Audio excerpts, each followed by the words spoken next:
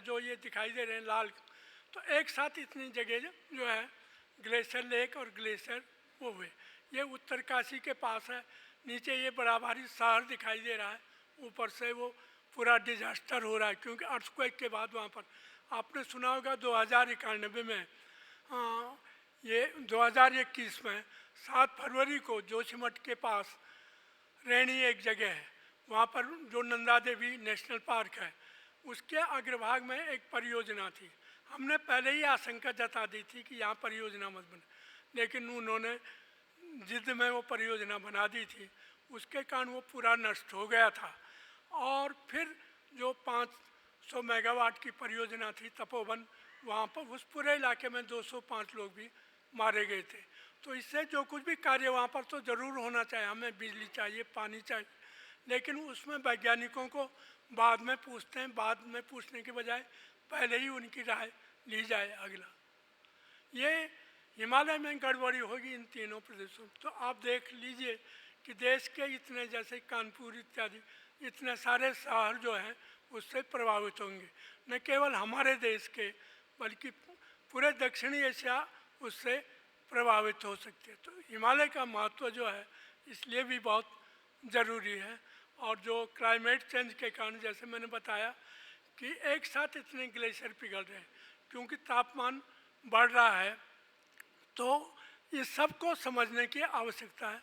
मैंने प्रधानमंत्री जी से निवेदन किया था कि इसमें विज्ञान समझ जो पहले वो थे उनके प्रमुख सचिव मिश्रा जी, उन्होंने फिर मुझसे कहा था कि आप एक नोट भी तैयार कीजिए कि जिससे हम इसको वो कर सकें। उन्होंने कहा कि पीएम को इतना समय रहता नहीं है, तो जो योजना आयोग के क्या बोलते थे, नीति आयोग के उपाध्यक्ष को, जो हिमालय के 12-13 राज्य और ज़िले हैं जैसे दार्जिलिंग है बंगाल का और अन्य जो ज़िले हैं, उनके बारे में विकास और पर्यावरण, लोग तो समझते हैं ये एक दूसरे के विरोधी हैं।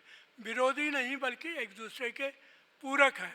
यदि हम पर्यावरण का सीधा ध्यान देंगे तो उसका मतलब यह है कि वो विकास सही विकास माना जाएगा, क्योंकि बिजली हमको भी चाहिए सब कुछ। तो इस प्रकार से हमारा कहना यह है कि एक तो सूचना तंत्र विकसित होना चाहिए। मैं आपको बताना चाहता हूँ कि जो इन नदियों में जैसे आप कहेंगे 2008 में अपने ये कोसी में बिहार में 10 जिले बाढ़ के कारण, क्योंकि कोसी ने अपना कोर्स चेंज कर दिया था 15 किलोमीटर, और उसके कारण बिहार के 10 जिले प्रभावित हो गए थे। 4 जिलों में तो भारी नुकसान हुआ। मैं 15 दिन बाद ससरा होते हुए पैदल यात्रा करते हुए हम जो जहाँ वो बैराज बना हुआ है सप्तहरी जिला है नेपाल का, वहाँ गए और उसने बैराज को तोड़ करके दूसरी तरफ 35 किलोमीटर वो कर दिया था।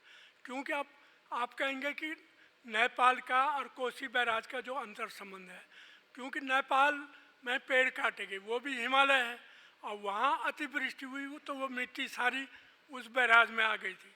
जहाँ से पानी निकलता था उसके बजाय वो दूसरी तरफ हुआ, और उसके कारण मैं 15-20 दिन के बाद वहाँ गया तो वो महिलाएं करीब 6-7 हज़ार महिलाएं बेकार थी, वो बेघर जैसी हो गई थी। तो ये समझ लीजिए कि हिमालय का संरक्षण देश का संरक्षण माना जाना चाहिए। वो मौसम का नियंत्रक इत्यादि मिट्टी जल वनस्पति का जनक माना जाता है। दूसरा यह है कि जो हिमालय में आबादी ऊपरी इलाके में बहुत बढ़ गई है, बीच का इलाका तो पलायन कर रहा है, और जो पाद प्रदेश है मानो देहरादून इत्यादि वहाँ भी आबादी बढ़ गई। तो एक तो आबादी का वो है। 1803 में उत्तराखंड में बहुत बड़ा भूकंप आया, इसको हम प्राकृतिक मान सकते हैं, और उस भूकंप के कारण जो है 1893 में एक लेक बनी थी 5 किलोमीटर लंबी, वो लेक टूटी। तो वो एक तरफ से अलग सवाल है, लेकिन मुख्य बात यह है कि जो इधर के वर्षों में हो रहा है वो मानवीय गड़बड़ियाँ और क्लाइमेट चेंज के कारण ये सारी गड़बड़ी हो रही है। कानून तो बने हुए हैं, जैसे मैंने कहा कि 1980 का कानून बना हुआ है फॉरेस्ट कंजर्वेशन एक्ट, 86 का बना है, फॉरेस्ट कंजर्वेशन एक्ट इत्यादि ये सारे बने हैं, लेकिन उनके कार्यान्वयन में शिथिलता बरती जाती है। तो ये, और हमारे जो राजनीतिक लोग हैं वो दिलचस्पी तो लेते हैं लेकिन कभी कभी बहुत उदासीन हो जाते हैं, इस कारण ये गड़बड़ियाँ बढ़ती जा रही हैं।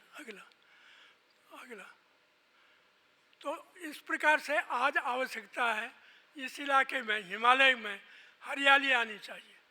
हरियाली आने से एक तो कार्बन को सोखने का काम होगा और हमें प्राणवायु मिलेगी, और दूसरा यह है कि जो अतिवृष्टि होगी, जो मोटी बारिश होगी, पहले पेड़ों में और जो छोटी वनस्पति होगी उनमें गिरेगी, वो अपने में समाहित करेंगे और जलधाराएँ बारहमासी बनेगी। तो आज सवाल यह है कि हरियाली वो करना। हमने चिपको आंदोलन के कारण न केवल पेड़ बचाने का बल्कि पेड़ लगाने का कार्यक्रम भी व्यापक रूप में चलाया। भले वो पूरे उत्तराखंड न हो, पर कुछ ब्लॉकों में ये महिला मंगलों दलों के द्वारा, और उसमें पैसा इत्यादि का। हमने कहा कि बहन जी, ये इलाके में लैंडस्लाइड होगा तो दुष्प्रभाव किस पर पड़ेगा? तुम्हारे ऊपर पड़ेगा, इसलिए आप आगे आइए और अपने नंगे वृक्ष भी इन इलाकों में हरियाली लाए। तो चिपको आंदोलन के बाद अपने पानी के बारे में, अपने पर्यावरण के बारे में भी ये लोग करें। जैसे 1977 में अलकनंदा में बाढ़ आई थी, जो बद्रीनाथ के रास्ते में आप देखेंगे। तो इस इलाके में 15-20 साल तक गांव के लोगों ने और चिपको आंदोलन की मातृ संस्था ने इस इलाके में हरियाली लाने का काम किया।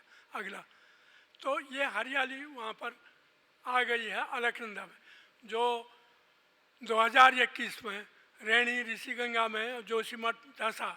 लेकिन इस इलाके में हरियाली लाने के कारण, लोगों के पुरुषार्थ के कारण, मुख्य रूप से महिलाओं के पुरुषार्थ के कारण ये इलाका हरा भरा हो गया। और ये MCT जो वैज्ञानिक हैं वो जानते होंगे, तो उसमें एक तरफ से MCT होने के बावजूद भी ये इलाका स्थिर है। इसी प्रकार ये जोशीमठ के निचले भाग में 1976 में भी ये लैंडस्लाइड हो रहा था। तो गोपेश्वर का जो PG कॉलेज है और कुमाऊं विश्वविद्यालय का अल्मोड़ा कैंपस, यहाँ के 150 विद्यार्थियों को लेकर के हम जोशीमठ में गए थे, जहाँ दाढ़ी की तरह पेड़ कट चुके थे। तो वहाँ हरियाली लाने का काम किया। ये लड़का जो है उस समय 4वीं-5वीं में पढ़ता था, तो जो PhD कर रहे थे वो भी थे और 5वीं क्लास वाला लड़का भी था। तो पत्थर की दीवार बनाने का, गड्ढे बनाने का काम, पेड़ लगाने का काम, आपने भूरे लाल का नाम सुना होगा। तो वहाँ हम लोग हल्ला करते थे पेड़ लगाने के बारे में। तो उन्होंने कहा ये लड़के क्या करें, क्योंकि हमारे टेंट भी विष्णुप्रयाग जोशीमठ के निचले भाग। तो उन्होंने देखा कि यहाँ तो दरार पड़ी हुई है और ये लड़के दीवार बना रहे हैं, पिट्स बना रहे हैं, पेड़ लगा रहे हैं। तो उन्होंने कहा था कि आप जो इस समय पसीना बहा रहे हैं ये खून का काम करेगा। तो 50 साल तक उस समय भी जोशीमठ धंस रहा था, तो उसके बाद यहाँ पर स्थिरता आ गई थी। तो उन्होंने जो पेड़ लगाए वो आज इतने बड़े हो गए हैं। अगला तो ये एक केवल वो नहीं, चिपको आंदोलन ने इसरो वालों से कहा कि हमारा एक्सरे करो। जहाँ चिपको आंदोलन चला, जहाँ पेड़ लगाए, वो उपग्रह से आप बताइए कि यहाँ परिवर्तन क्या हुआ। तो ये अलग अलग मैप उसमें दिया गया है। तो असल में हिमालय में यदि पेड़ रहेंगे तो पानी स्वच्छ रहेगा, और यदि पेड़ रहेंगे तो पानी की बूंदें उन पेड़ों में जाएंगे और फिर समाहित होगी साथ भर। नहीं तो ये ग्लेशियर पीछे जा रहे हैं, उसके अंतर संबंध को समझने की ज़रूरत है कि यदि ग्लेशियर पीछे चले जाएंगे तो एक तरफ से हमारे ये इलाके एक तो बरसाती नदी की तरह हो जाएगा। और अंतिम जो ये चित्र है, ये हम तो जहाँ भी जाते हैं, आज भी मैंने कहा नहीं कि मैं कोसी के राघापुर इत्यादि गए थे तो वहाँ से भी कुछ सीखा। अलग अलग जगह जो हम जाते हैं, ऐसे ही लद्दाख में भी 2010 में वो पूरा नाला, वहाँ भी वो तो ठंडा रेगिस्तान है, वहाँ थोड़ी सी बारिश में पूरा का पूरा नीचे आ गया था। तो ये स्थिति असल में इस सब से आप लोग प्रबुद्धजन हैं, हिमालय के संरक्षण में आपका ध्यान जाना चाहिए। और मैं तो आभारी हूँ अपने सिन्हा जी का, जो इस संस्थान के मुखिया हैं, जो अध्यक्ष हैं, इन्होंने मुझे यहाँ बुलाया और हिमालय के जलवायु के का जो प्रभाव है, आपदा है, उसके बारे में उन्होंने जो ये कार्यक्रम रखा और उसमें मुझ जैसे ग्रामीण परिवेश में ग्रामीणों से बचाने वाले कार्यकर्ता को भी यहाँ पर अवसर दिया।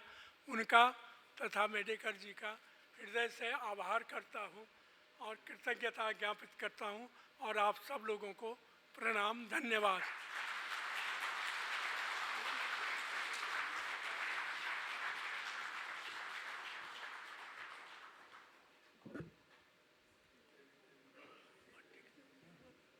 Threat to environment is alarming today more than ever. पर्यावरण संरक्षण के प्रति जन जन में जागरूकता फैलाने की भट्ट जी की जो यात्रा है आरंभ हुई 64 में, लेकिन उससे भी पहले उनके मन में ये अंकुर फूट चुका था और visionaries like him dedicate their lives for the good of humanity. हम आपको बहुत बहुत साधुवाद देते हैं, बहुत बहुत धन्यवाद। Thank you for your immense contribution, sir. As a renowned environmentalist, your dedication inspires change for our planet.